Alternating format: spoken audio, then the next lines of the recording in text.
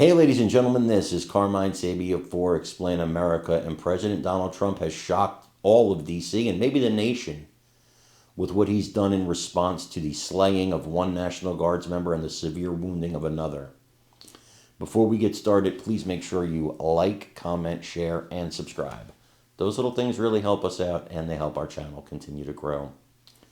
President Trump is furious. I'm furious. I'm sure you're furious with what happened to these two young National Guards members.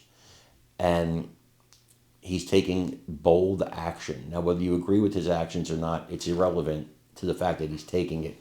I'm sure it's going to be challenged in court almost immediately. But President Donald Trump has said he is halting till the foreseeable future the immigration and the refugee status of anybody coming in from the third world. He will not take anybody in from any third world countries anymore. This is a massive step. And I'll be honest, I think properly vetted people should be allowed to come into this country. I mean, we're built on immigration. I know that's not really a popular view right now. I'm always against painting large groups of people with a brush for the actions of one or two people. It's just something I'm against. I'm sure there's plenty of you that disagree with me, and I respect your disagreement. I just try to think of it in human terms, in Christian terms, more so than just political terms. But for right now, I absolutely understand this move, and I support it right now, for the time being. Because Joe Biden let a lot of people in this country without vetting who are now a danger to our country. And who knows how much damage is actually going to be done from what Biden did. This is just the beginning.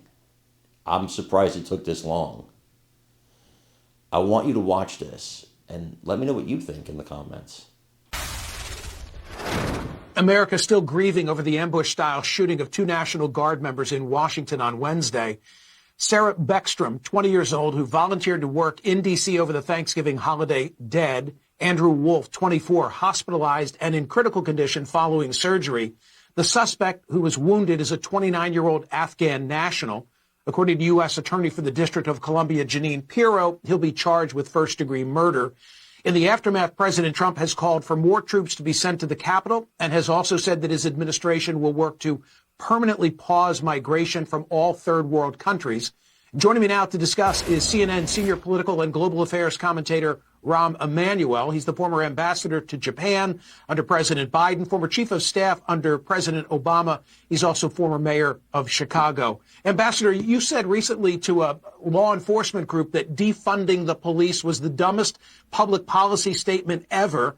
I wondered when I watched that quote, is it bad branding or was it a bad idea or both? What I said was both defunding the police was a dumb idea, only to be outdone for dumber about National Guard, because neither will solve public safety concerns, which is about putting more community police officers on the street, practicing community policing, and getting kids, guns, and gangs off the street. And the federal government can be a partner in all that. These are two choices that are both false choices and don't address the real problem of addressing public safety, both good community policing with officers working the neighborhoods and knowing the community, then giving kids after-school programs, summer jobs, activities, getting guns and drugs off the street, and the gangs that funnel those. And the U.S. attorneys can do a good job of prosecuting those. That's a comprehensive approach that deals with all aspects of public safety that comes in many shapes and differences, but across big cities, small cities, and medium-sized cities. Do you see any role for the National Guard in that? Look,